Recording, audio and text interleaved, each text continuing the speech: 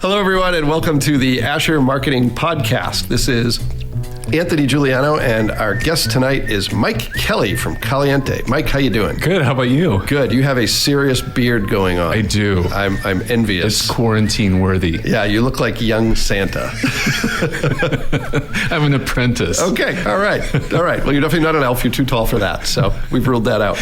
Well, thanks for being with us here shortly before the holidays. You recently ran a marathon, correct? Yeah. So here's what I know about Mike Kelly's marathon experience. You were originally going to run a marathon in Fargo. Right. Is that right? Right. And it being 2020, that was canceled and became a virtual race. So you ran a marathon on your own, and you mapped it out, and you did it, and you had a little bit of support, but no water stations, no bathrooms along the way, unless they were of your own making. What was that like, that experience? You know, I'm in a unique spot because I travel a lot and I have 4 kids. So to even think about doing a marathon wasn't on my radar until this year. You know, you get locked down and my kids aren't doing as many activities. To interject for just a second, how often in a typical year do you travel, and how did that change this year? A third of the time. Okay. So, and that's international as well. Yeah. So like, to give you a year ago,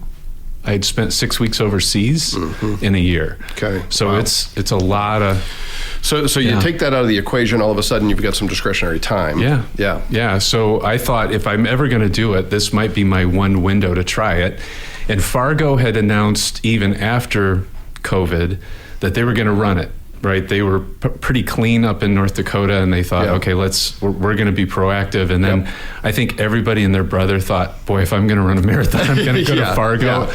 And officials kind of got a little leery about that. So, I had it as a backup plan to run virtually on our trail system as much as I could, and then kind of finish that the way the Fort for Fitness half finishes up toward Parkview Field. Yeah. So I had run most of those. Yeah. I was familiar with it, and it was, people said, well, you're not going to have the crowd and you're not going to have this. I said, that's true, but I can recruit friends to run with me, and they would. They'd be standing along a corner and come run for 3 miles and then duck out, and I'd have another friend. So it was actually a lot of fun. Until I hit the wall at 17 and a half miles. But yeah. So Well, congratulations. That's awesome. Thank you. As a fellow marathon completer, it's something they can never take away from you, despite how old and slow and out of shape we get. You can always say you did it. Yeah. So congratulations. Thank you. Well, we're not here to talk about running, although we could all night. We're here to talk about your career path, Mike, the organization that you founded, Caliente, and then some of the projects you're working on. So you have a really interesting career path. I've always been fascinated by the fact that, by the fact you're not from a manufacturing background, and yet you founded and run a manufacturing company. And just to digress for a second, we call this the Asher Marketing Podcast, and most of the guests we have on it are in a full-time marketing role. Mike is someone who has a lot of different responsibilities, including the sales and marketing end of his business. So that's what we're going to talk about here tonight. But tell me a little bit how you went from sociology major to running a successful manufacturing company. How does that happen? Yeah, so I went to IU and studied econ for about the first year and a half. Took Were you from Fort Wayne originally? No, I grew up an hour north of here, so I was born in Angola. Okay, got it. So lived out there, went to Lakeland High School. Yep. IU for econ, and then found sociology and just loved that my sophomore year. So I switched my major. And then toward the end of my junior year, my dad said, of course, what are you going to do with a sociology degree when you graduate? So I got a business minor my last year and parlayed that into a market research position up at Group Deco in Kendallville. Yep. So that was a group at the time of 20 different small, independently owned companies that usually either had one really good product or one really good customer. And so my role was to come in and say, okay, what else can we do for this customer? Who else can we sell this one product to?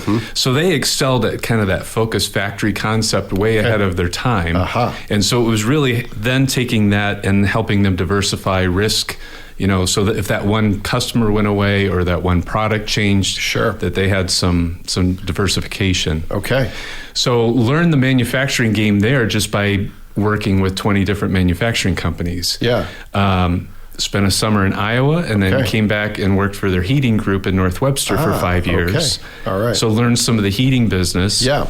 Found some areas that they just didn't want to go after. Yeah. And on a whim started to put a list together Sure. of these potentials. And by, a year in, I had a little business plan, and I started to put feelers out to people that I knew and said, should I go try this?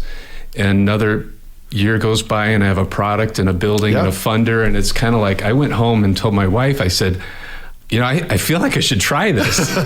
I joke I was the reluctant entrepreneur, right? Yeah. Like, I kind of stumbled into this thing. I guess I better go do it now. Everybody else seems to think I should do it. Right. Why not me? Yeah. So that was January of 2001. Yeah. 9 months later, my second daughter was born, and 9/11 hit. Oh, wow. So you about as bad as the telecom industry was already in recession, and it really hit the tank. So for 2 years, we kind of eked out a pretty meager living. But then, everything started to roar back, and everything that we had preached kind of came to be. So where was your facility originally? So we were at 5th and Harrison, where Hop River is now. Okay. So we were in 4,000 square feet there for 5 years. So then you went to the old Bun build. So you follow breweries, basically. No, the breweries follow us. Breweries follow you. Okay, good. Yeah. So Wayne Candy building for 8 years, and Summit City Brew Works was just building their space out when we moved. All right. And then purchased a facility just south of downtown on Wallace, and now the distillery's across the street. Okay, so you've moved up from beer to whiskey. We're getting a little fancier. Yeah. Well, one of the reasons I love doing this podcast, this is all a scam. It's just for me to learn new things about people. But I guess I knew some of your story, but I didn't know the Group Deco connection.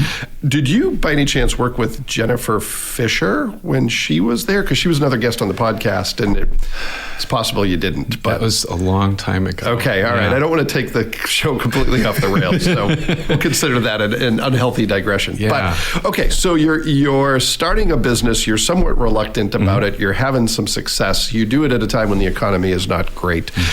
How are you taking that business to a place where it matures? And talk to me about what it looked like when you started in terms of number of employees and how you grew it from there. Yeah, so we started with 3 of us, so manufacturing, engineering, and then myself on the sales side. And, I talk to JA classes all the time about entrepreneurship, and what I tell them is, as an entrepreneur, you have to have a pretty wide field of view. So, business school typically gets you targeted down toward a specific major like accounting or finance or law or whatever. I have to know a little bit about all of those, because any of those could sink me. If I don't, I could have the best product in the world, I could have great manufacturing, but if I don't know how to sell or market it, that's my Achilles heel. Sure. So that's I think one of the big things is kind of having that wide field of view. Yeah. So did you have any background in engineering, any aptitude for that, or was that all, I got to find someone really smart to run that side of the business? Yeah, I had a math bent, so I wasn't an engineer, but I stayed at the Holiday Inn Express. It's kind of how I felt. Sure. I could talk enough, and I could ask enough questions, and really that's, I think, where sociology. How does sociology play in my business right now? Well, I ask a lot of good questions, I think. And hire the right people. And finding that expertise where we need it. But so. I learned enough about the manufacturing side, and it's not rocket science. Sure. Once you kind of know the questions to ask, there's very few things that kind of fall out of that purview. So, then it's just execute and repeat and learn how to be sustainable and all that. Yeah. So other thoughts on entrepreneurship? Obviously, there's huge risks involved and ideally huge rewards. What are some of the things that stand out to you when you think of your now, 20 years as an entrepreneur? What stands out? And I tell the kids at JA a lot this too, is that you kind of picture when you start a business, you're pushing all the poker chips in the table, and that's your big leap. And I think what I was surprised by was how many times you have to do that, right? Just about the time that you think you're kind of doing well and getting comfortable, you might have a new opportunity come along and you have to hire an engineer and invest a bunch of resources to then go after this. And so you're kind of, where you may be making a certain amount of money, then you dip down again, and it's that, and then and then a recession hits. You know, we go through 08, 09 with the mortgage crisis. 2015, both of our markets tanked at the same time. COVID has been another case where, you know, we weathered this better than either of those, believe it or not, even with our sales being down 30% this year. Yeah. Can you articulate why that is? We were far enough ahead of it. Got it. We had invested in a pretty large automotive program that we had to back away from. Yep. So we had already kind of right-sized from that standpoint. So when it hit, it wasn't that we were looking to go from 40 people to 20. We were from 25 to 20. Yeah. So I think it was an easier transition that way. And we kind of knew in talking with our customers that they were starting to clench up, and it's one of those, okay, then, you know, we're not spending, we're not sure.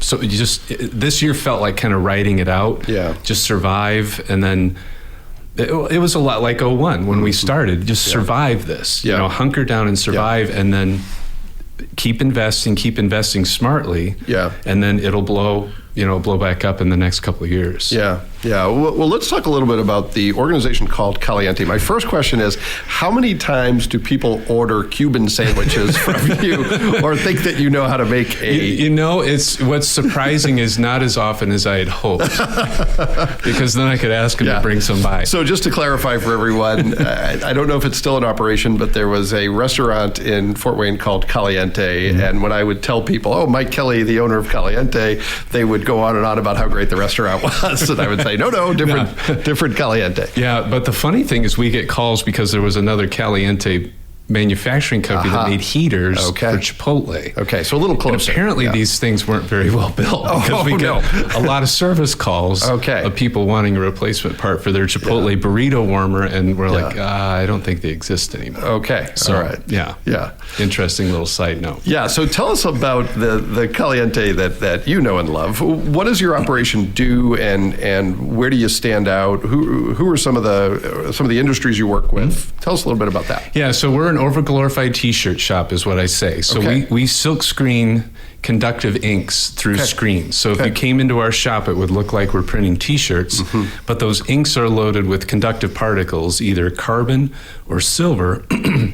Excuse me, and when you dry those through an oven, they become a conductive path, just like a real thin, flat wire. Okay.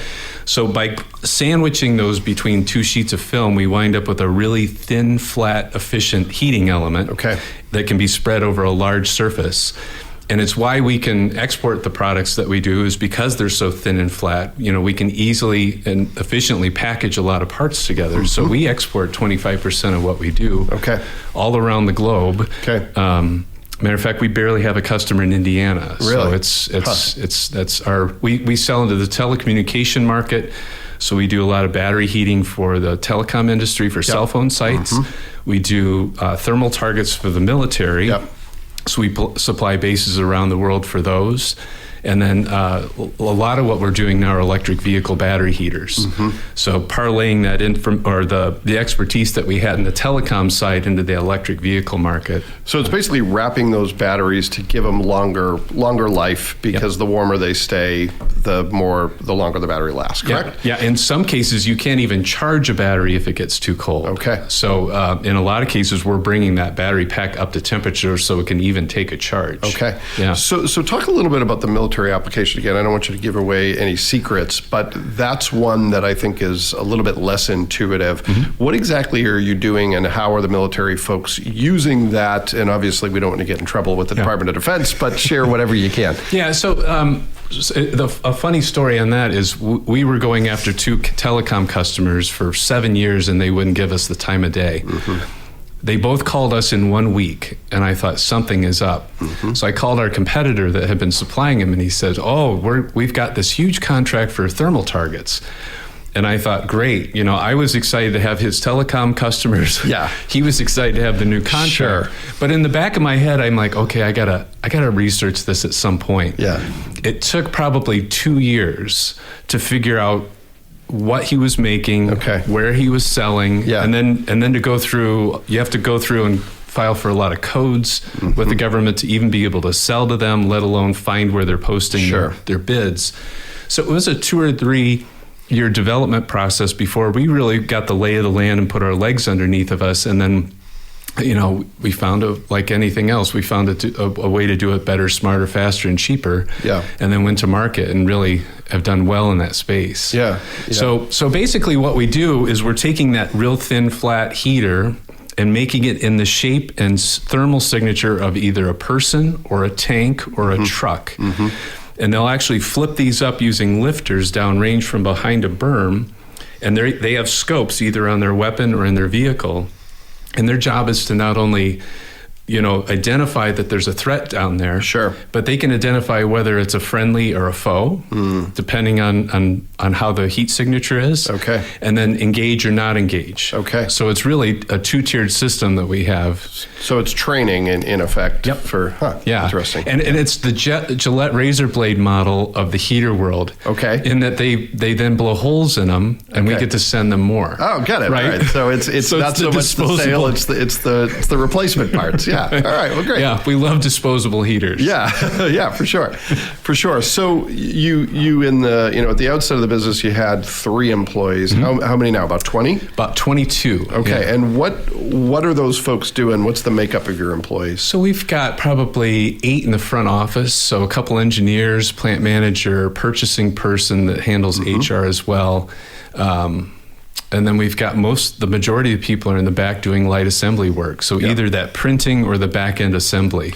How involved do you have the opportunity to be? I'll use that phrase. How involved do you have the opportunity to be in the hiring of these folks, mentoring, all that stuff? Or is that something that you try to delegate to other folks? I do. I do try to delegate as much as I can. So I focus on kind of the high level growth, and then Denise runs our operations. So she does all the hiring and firing and all the decisions in the plant, and then we've got the couple engineers, and that's how we run. So she functions kind of like our general manager. Okay. Yeah. Got it. And I'm more the seeker. All right. So how much, obviously sales is a huge part of your job. Talk to me about the sales and marketing component. How much of that falls on your plate?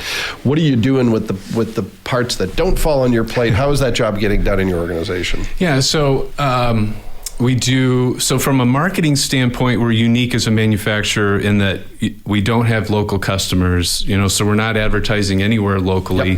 Yep. Really how we go to market is Google Ads. So we're buying keywords through Google and trying to find people that are looking for electric vehicle battery heaters, so we have several different campaigns that go on there. So people are raising their hand through intent, saying that they're looking for this. Good chance they're in the market to buy it if they're searching for it. You don't have a lot of hobbyists who are looking for this stuff. Yeah. Right. I mean, and we get somewhere it's one, or they only want 1 or 2. I've got a generator that I'd like to put a heater pad on my battery, and we said, well, it's not going to make any sense for us to fill that up. Sure. So, but that's been extremely effective. Before COVID, we did probably 6 trade shows a year in very concentrated industries. So telecom, EV, and military each had particular shows that did well. So then from those, we culled together a mail list, and through that and market research, as you just keep working those lists.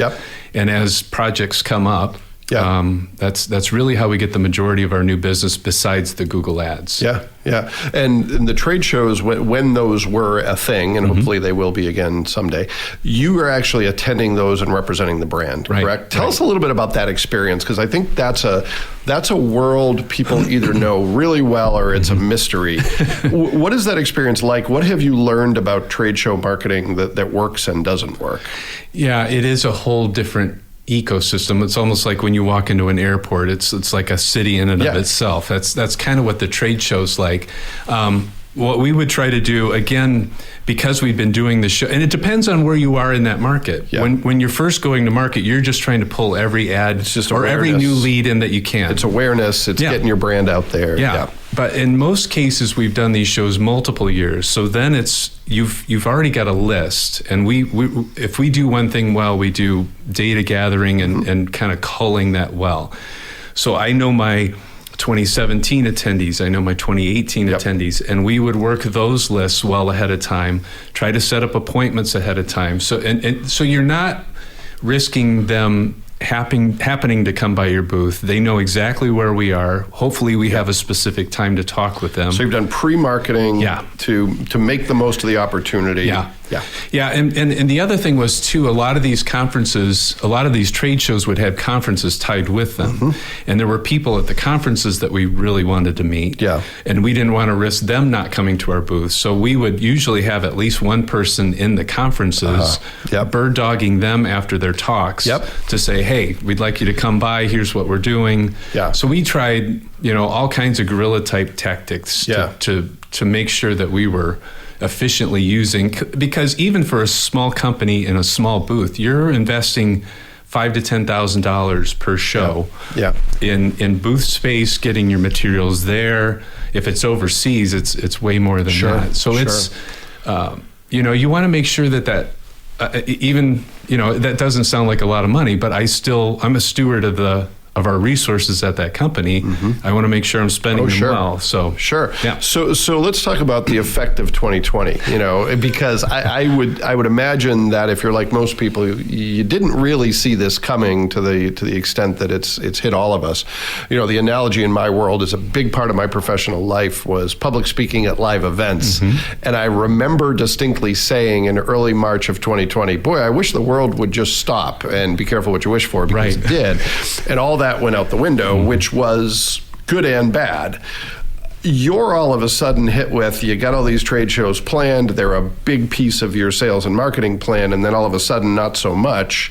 How'd you respond to that? What'd you do to replace it, if anything? And obviously you saved some money, but what was the net effect of that? Yeah, I mean, and again, I think we were fortunate in that none of them were we at the beginning of the scale in terms of trying to get our brand out and trying to build that awareness. So we had the leads. The Google ads were still working well. We diverted more resources toward that. We still saw good, new inquiry activity, and then it was just working that list. So it saved me a lot of time. Sure. And like you said, a lot of dollars not being on the road. But and there have been some people that have tried to pivot to virtual shows. I haven't attended one, so I don't know how successful they've been. I mean, I understand what they're trying to do. I don't know how we didn't feel it was worth the investment. Sure. Well, if it's a relationship marketing thing at this point, I know we had Randy Rusk on the show not too long ago. Randy was with Do It Best. They run a giant market that's twice a year, and he mentioned, still performing great from a sales standpoint, but they really miss the relationship piece because that's hard to replicate, as we all know.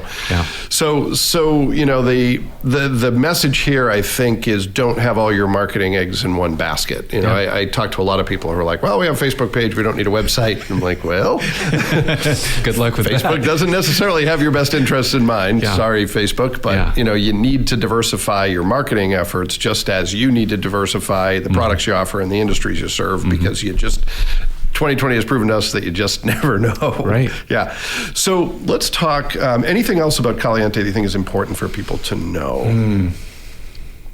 I think we've hit the major points. All right. Yeah. So let's talk about some of the projects. Again, don't share anything you're uncomfortable sharing or that's proprietary, but some of the major projects that you're working on, big things that are occupying a lot of your time, that are keeping you up at night, that get you excited, maybe a little bit of both. What's on your plate now that's substantial? Yeah, we've largely, we just picked up a large military contract with one of the bigger general contractors that sells into the military. So they manage ranges at 60 different bases across the world. So that's going to be, a very healthy addition to our business. Most of the new things that we're working on are targeted toward that electric vehicle market. So we see a lot of things that we can't talk about in terms of product development and what new vehicles look like, what autonomous features are in them. That's exciting. I mean, it's fun, especially when you start to see them finally roll out and you can actually talk about it. But, there are a lot of heaters, even beyond just heating the battery. If you think about how much heat or how much energy is used.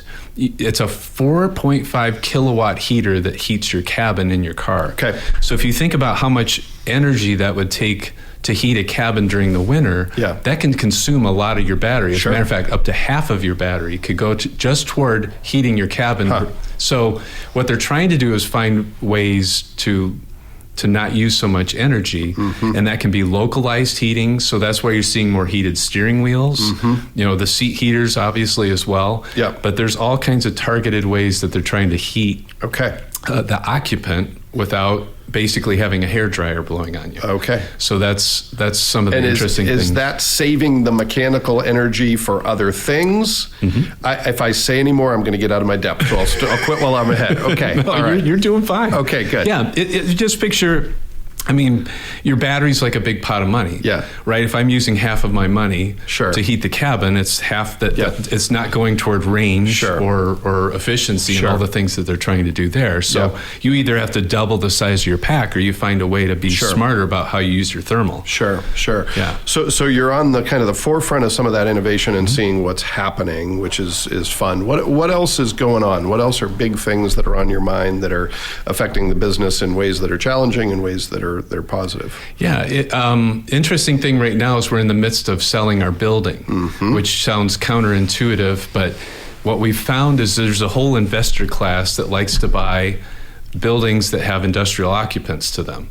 And so they are buying a guaranteed return on their investment over a 10-year period, and we get a chunk of change out of the building that we normally wouldn't have. And you get out of the facilities management business. Exactly. Yeah, interesting. Yeah, so it's in essence a bit of an outsource, but it's also a way to take some capital out. And actually, we're going to reinvest that in the business. So it's a win-win in a lot of ways. So I've been consumed with learning if this was a real thing, first of all, because when you get a cold call letter, you think, okay, is this some type of scam? Or, you know, what are they trying to pull?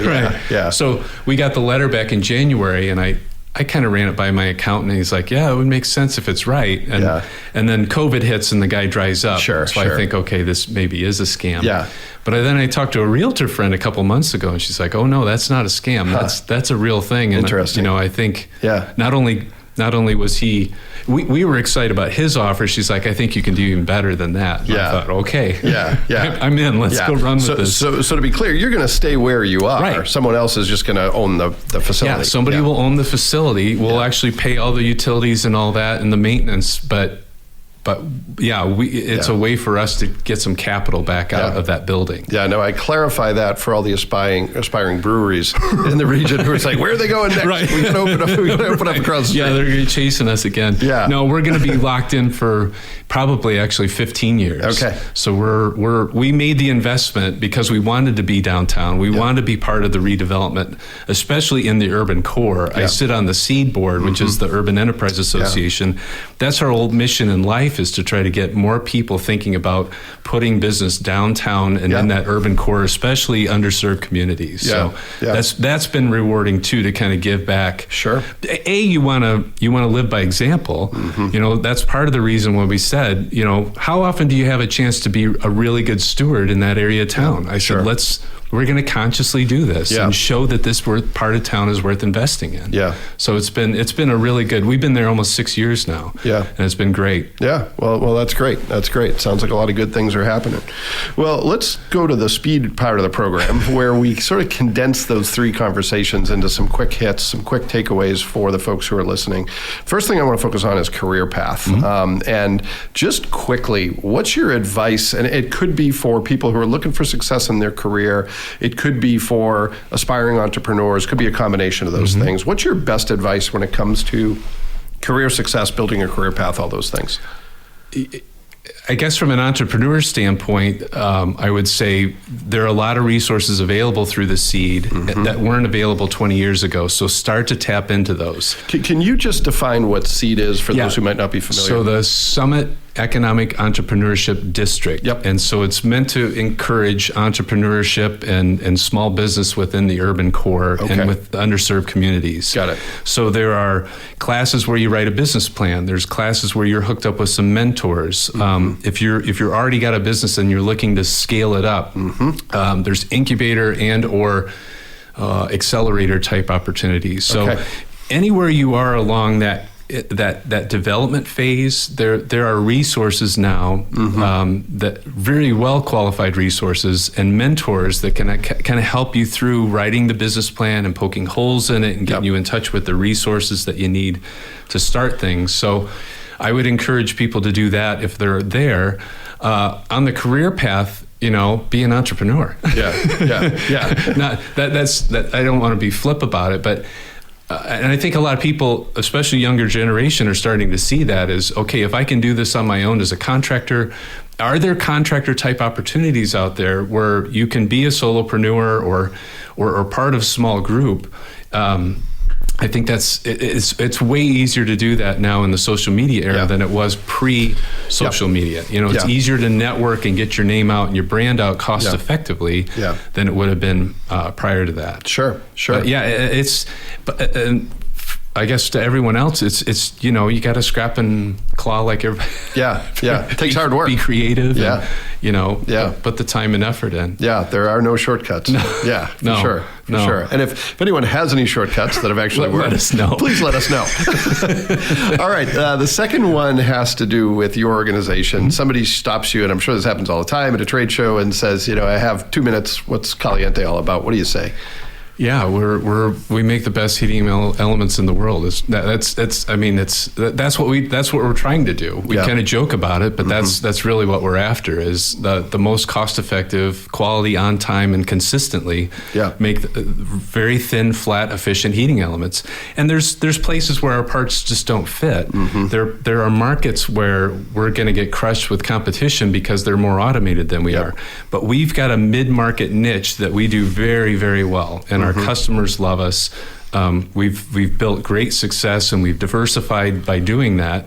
And so that's, we have maybe 6 to 8 competitors worldwide. So it tells you that it's not the easiest thing in the world to do. Sure. We say if it were easy, anybody could do it. You've just figured out a way to do it. We've put the time and resources in and have enough systemic knowledge that we know our stuff. So how difficult, I'm going to digress here again for a second. This has been the digression show, but how difficult is it to stay disciplined in that focus? Because it's really easy to say, well, maybe if we go over here, we'll have some success. We've had multiple, and I heard this early on, and I need to have it drilled in my head, because they said that if you're a successful company, you will never struggle for things to do. It's more struggling to stay focused on what you do well. And part of that, you have to balance it with, another rule of sales is, once you've got a customer base, what else can you bring to that customer base? And most of our spurs always kind of centered around that, but we've never found anything that really did as well. We had blower heaters that really didn't get a whole lot of traction. We got into thermoelectric solid state coolers that didn't get a lot of traction, had to walk away from that.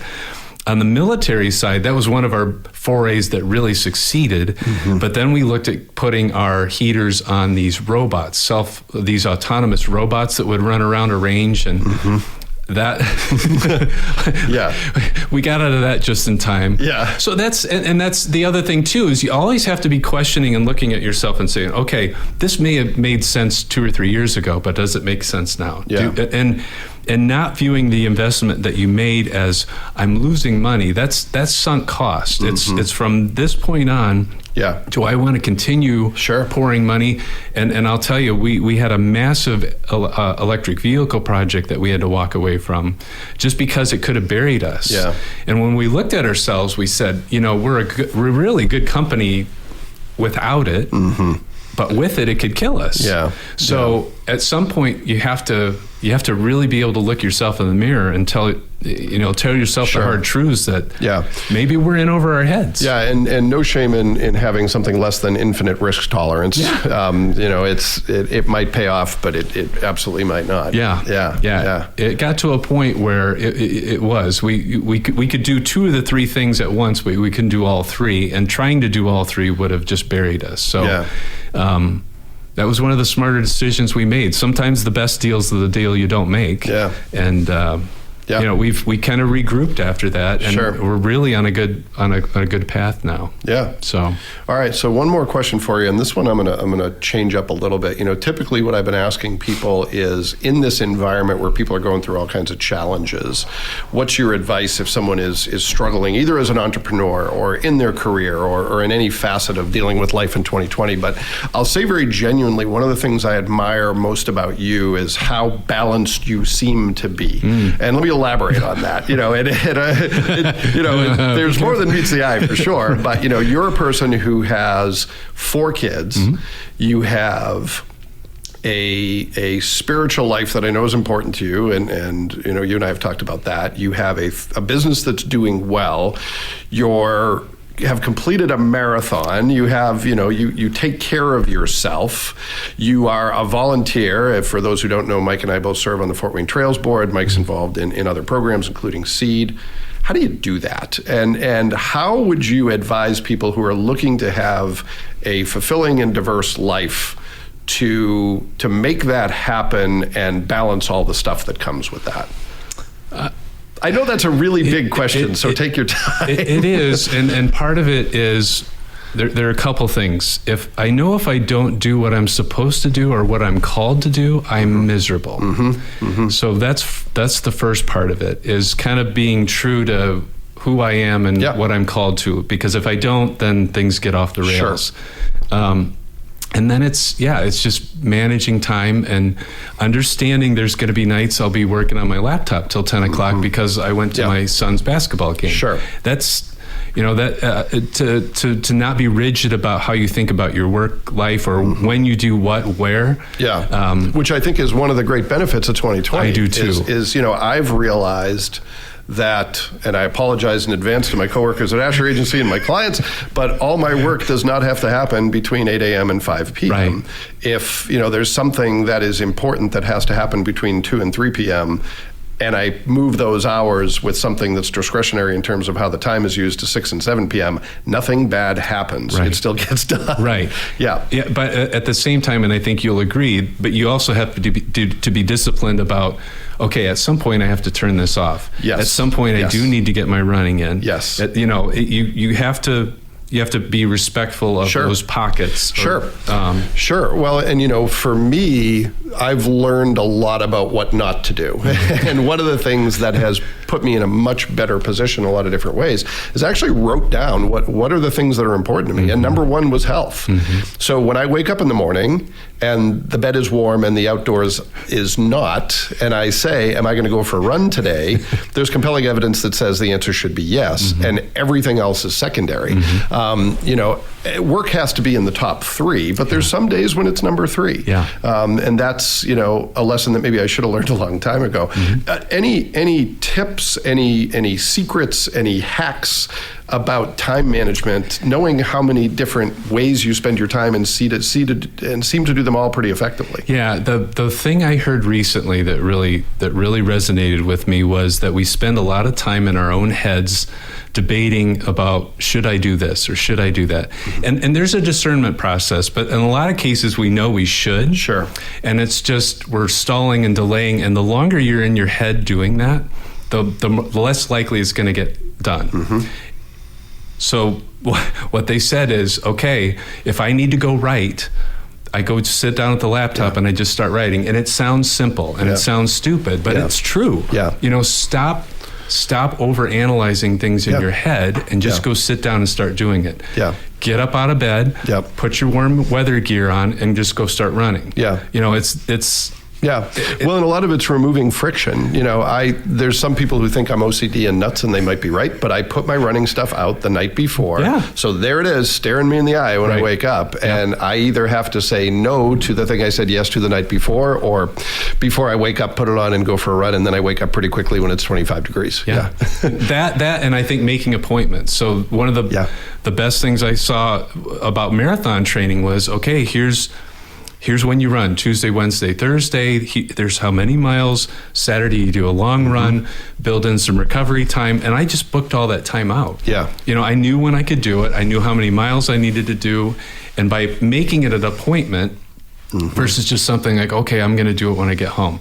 Well, then you get home and you have X, Y, and Z to do, and then it's 9 o'clock and you haven't run yet. Yeah. So I get home, I'm going to run from 6 to 6:30. Yep. You know? Yeah. It's treating the priorities in your life as much of a priority as the things that other people ask you to do. You know, it's really saying those things, if I wait for extra time, they're not going to happen. Right. Yeah. Right. Yeah. Well, speaking of not having any extra time, I want to make sure we make good use of your time. So with all the things you have going on, I really appreciate you taking time for us and to be on our podcast tonight, Mike.